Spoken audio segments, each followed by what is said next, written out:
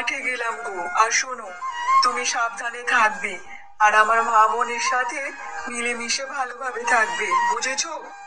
ঠিক আছে গো, তুমি একদম চিন্তা করো না, আমি সবার সাথে ভালোভাবে মিলেমিশে থাকবো। আর শোনো, তুমি সাবধানে যাও আর তাড়াতাড়ি বাড়িতে চলে এসো। কি আর বলবো গিন্নি, সবে আমাদের নতুন নতুন বিয়ে হয়েছে, কাজে যেতে কি আর মন চায় বলো? নতুন বউ বাড়িতে ফেলে রেখে তাও তো যেতেই হবে, না গেলে তো আর কি বলবো, খাওয়া যে জুটবে না। যাই গো আমি, আবার না হলে দেরি হয়ে যাবে।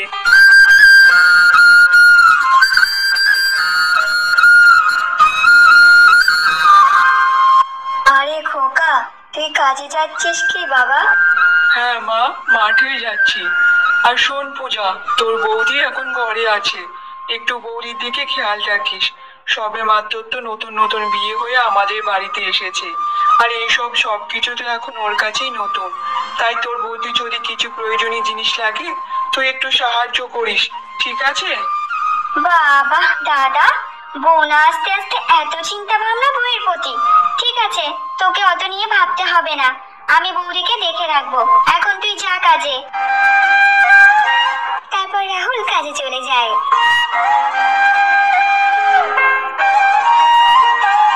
মা, দেখেছো তো তোমার ছেলের ভাবটা কেমন হয়ে গেছে? দুদিন বিয়ে না হতে হতেই সে পাল্টে গেল, বউয়ের গোলাম হয়ে গেছে।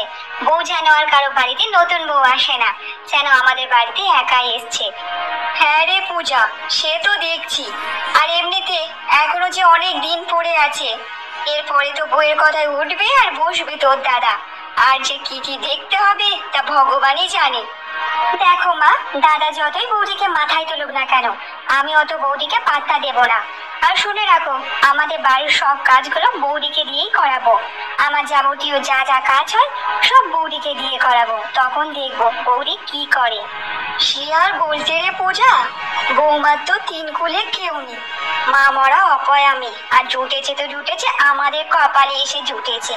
আর এমনিতে আমরা তো একটা ফ্রিতে একটা কাজের লোক পেয়ে গেছি, ওকে দিয়ে তো বাড়ির সব কাজ করাবো। হ্যাঁ মা, ঠিকই বলেছো। বৌদিকে না পরের বিবি হয়ে বাড়িতে ঘুরতে দেব না, এমন টাইটে রাখবো তখন বৌদি বুঝতেই পারবে। চলো তো দেখি মা, মহারানী এখন কি করছে সেটা দেখে আসি চলো। তারপর বাসন্তী আর পূজা সে মায়ের ঘরেতে যায়।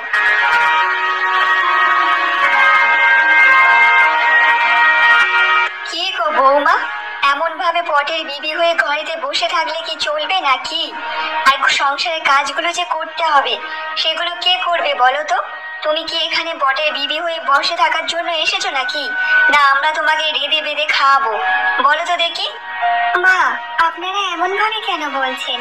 আমি তো এই বাড়িতে কিছুই জানি না, আপনারা আমাকে শিখিয়ে দিয়ে আমি অবশ্যই সবকিছু করব। বলুন না মা, আমাকে কি কাজ করতে হবে, আমি সব কাজ করে দিচ্ছি। কেন বৌদি, বিয়ের আগে কি বাড়িতে কোনো কিছু কাজকর্ম করতে না নাকি, নাকি শুধু টোটো করে ঘুরে বেড়াতে পারি? না তোমার মরা বাবা তোমাকে কোনো কিছুই শেখায়নি? বলো তো দেখি। দিদি, আমার মরা বাবা মাকে ধরে এখানে কেন টানছো? যা বলার আমাকে বলো, আমি যদি কিছু ভুল করে থাকি তাহলে আমাকে বলো।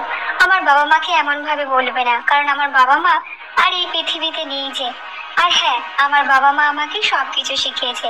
তোমরা বলো কি কি করতে হবে, আমি সবকিছু এক এক করে কাজ করে দেব।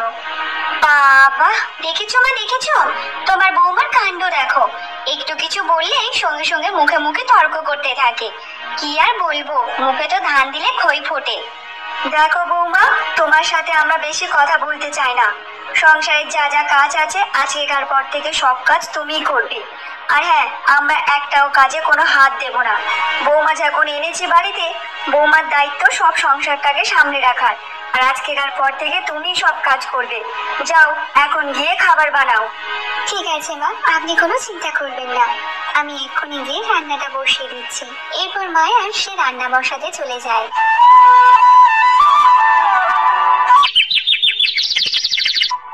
হে ঈশ্বর, আমাকে শক্তি দাও, আমি যেন আমার সংসারে সবাইকে মানিয়ে নিয়ে চলতে পারি।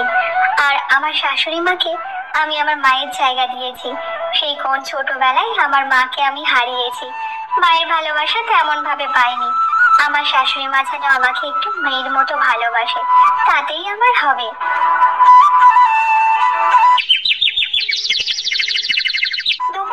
সবাই যখন খেতে বসে। আরে গিন্নি, বাহ, তুমি তো খুব সুস্বাদু রান্না করেছো। এই প্রথমবার তোমার হাতের রান্না খাচ্ছি।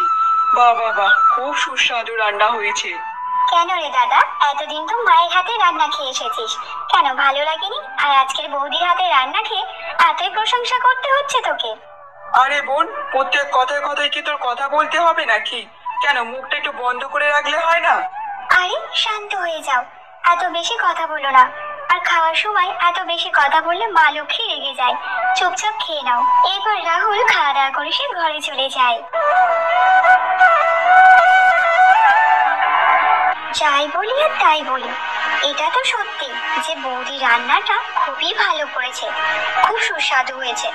একটা কাজ করি, আজকে বৌদিকে শুধু ভাত খাওয়াবো, আর যা মাছের ঝোল আছে সবগুলো আমি খেয়ে নেব। মা শোনো না, বলছিলাম যে আমি না আর একটা মাছ খাবো। কেন জানি না আজকে আমার খুব মাছ খেতে ইচ্ছা হচ্ছে। মা দাও না আর একটা মাছ। তুমি বৌদিকে বলো না যে মাছ দেওয়ার কথা একটা। আরে পূজা মা, এই ব্যাপার? তোর যখন মাছ খেতে ইচ্ছা হচ্ছে তা খা না, তোকে কে বারণ করেছে বলতো? আচ্ছা বৌমা শোনো, আমার মেয়ে পূজাকে আর একটা মাছ দাও তো দেখি। ও মুখ ফুটে যখন মাছ খেতে চেয়েছে তখন ওকে একটা মাছ দাও দেখি। একটুখানি ঝোল আর একটা মাছ বেঁচেছিল, তবু সেটা মায়ার জন্য। আর মায়া সেখানে ভাবতে থাকে, আরে একটাই তো মাছ পড়ে আছে, আর তবু সেটা আমার জন্য। যদি আমি ওকে দিয়ে দিই মাছটা, তাহলে যে আমাকে শুধু ভাত খেতে হবে। ঠিক আছে, কোনো অসুবিধা নেই, আমি না শুধু ভাত খেয়ে নেব। ওকে তার চেয়ে বড় মাছটাই দিয়ে দিই, কারণ যখন মাছটার খেতে ইচ্ছা হয়েছে দিয়ে দিই। আর এমনিতেও আমার ছোট বোন হয়। তারপর মায়া সে পূজাকে মাছটা দিয়ে দেয়। সবার শেষে মায়া সে শুধু ভাত খায়। এমন ভাবে বেশ কিছুদিন কেটে যায়। পূজা আর বাসন্তী কিছু জামা কাপড় নিয়ে মায়ের কাছে যেতে থাকে।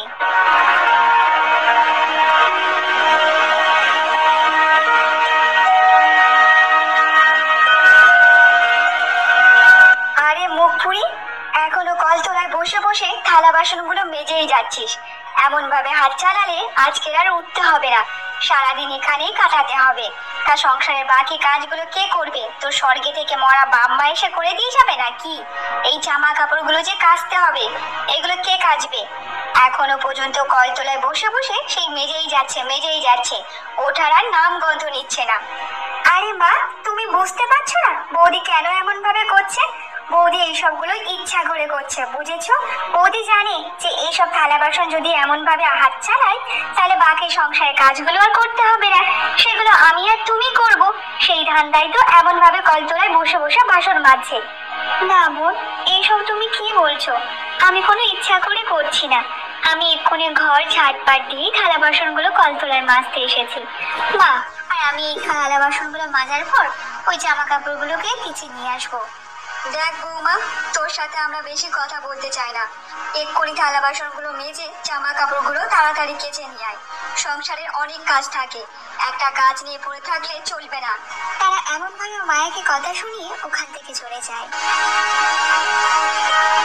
সারাদিন রাত শুধু কাজ করে যায়, এমন কোনো দিন যায়নি যে আমি বিশ্রাম নেওয়ার মতো সময় পেয়েছি। সব সময় আমাকে দিয়ে সব কাজ করায়। সব কাজ করার পরও আমার শাশুড়ি মায়ের কোনো মন জোগাতে পারি না। আমার বড় বাবা মাকে ধরে এখানে টেনে টেনে নিয়ে আসে। আর কি বলবো, আমার কপালটাই খারাপ।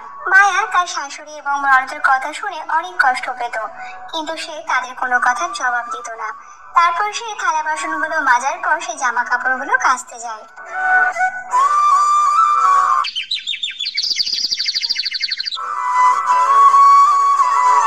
মায়া যখন জামা কাপড় কেচে বাড়ি ফিরছিল তখন রাস্তায় তার একটা বান্ধবীর সাথে দেখা হয়ে যায়। আরে কুসুম, তুই আমাদের পাড়ায় কি করছিস রে? আর তোর সাথে অনেকদিন পর দেখা হয়েছে রে। আমার বিয়ের পর তো তোর সাথে একদম আর দেখাই হয়নি। তা বল, কেমন আছিস? আর হঠাৎ এখানে কেন এসেছিস? আবার দেখতে পাচ্ছি তো বিয়েও হয়ে গেছে। আরে মায়া, আমার তো এই পাড়াতেই বিয়ে হয়েছে রে। আর হ্যাঁ, বিয়ের পর যখন আমি এখানে আসলাম তোকেও তেমন ভাবে আমি দেখতে পাইনি। তুই কি তেমন বাইরে বেরোস না নাকি বাড়ি থেকে, বলতো দেখি? আর কি বলি বলতো কুসুম, সংসারে কাজকর্ম করতে করতে পুরো হিমশিম খেয়ে যাচ্ছি। বাইরে বেরিয়ে যে দুদণ্ড কার সাথে কথা বলবো সেই সময়টাও পাই না রে। আচ্ছা মায়া, এইসব কথা বাদ দে তো। বল বল, তোর শ্বশুর বাড়ির সবাই কেমন? কি আর বলবো তোকে কুসুম, আমার কপালটাই তো খারাপ রে। আমার মা এখন মারা যায়, তারপর ভেবেছিলাম যে আমার শাশুড়ি মা হবে, সে আমার মেয়ের মতো করে ভালোবাসবে। কিন্তু আমি আমার ননদকে মাকে অনেক ভালোবাসি, তাদের সব সময় সব কাজ করে দিই। তারপরেও জানিস তো, ওরা আমার সাথে খুব খারাপ ব্যবহার করে। আমার সব কপালেরই দোষ। জানি রে মায়া, মাসি মারা যাবার পর থেকে তুই যে পুরো একা হয়ে গেছিস, ভালোবাসা তেমন কোথাও পাসনি। আর এবার যে তোর শেষ সম্বল তোর শ্বশুর বাড়ি, সবাই যদি এমন ভাবে তোর ওপর অত্যাচার করে তাহলে কি হবে বলতো? না রে কুসুম, বাড়ির সবাই যে খারাপ তা না। আমার বর যে খুব ভালো রে, সে আমাকে খুব ভালোবাসে, সে আমাকে কোনো কিছু বলে না। তবে আমার শাশুড়ি মা, আমার ননদ যে আমার সাথে এমন ব্যবহার করে, এই ব্যাপারে আমি আমার বরকে একবারের জন্য বলিনি। কিন্তু মায়া, তুই কিন্তু এইসব ব্যাপার নিয়ে একবার দাদার সাথে কথা বলা উচিত। কিন্তু দাদার সাথে যদি কথা না বলিস, তাহলে এদের অত্যাচার দিনকে দিন বেড়ে যাবে তো। না রে কুসুম, এইসব ব্যাপার নিয়ে আমি ওকে বলিনি, কারণ বললে এক্ষুনি ঝামেলা হবে। আর আমার ঝগড়াঝাটি একদম পছন্দ হয় না। একদিন না একদিন আমার শাশুড়ি মা তার ভুলটা নিশ্চয়ই বুঝতে পারবে। আচ্ছা শোন শোন শোন, আমি যাই রে, আবার দেরি হয়ে গেলে বাড়ি পুরো মাথায় উঠে যাবে। এই বলে মায়া সে বাড়ির দিকে রওনা দেয়।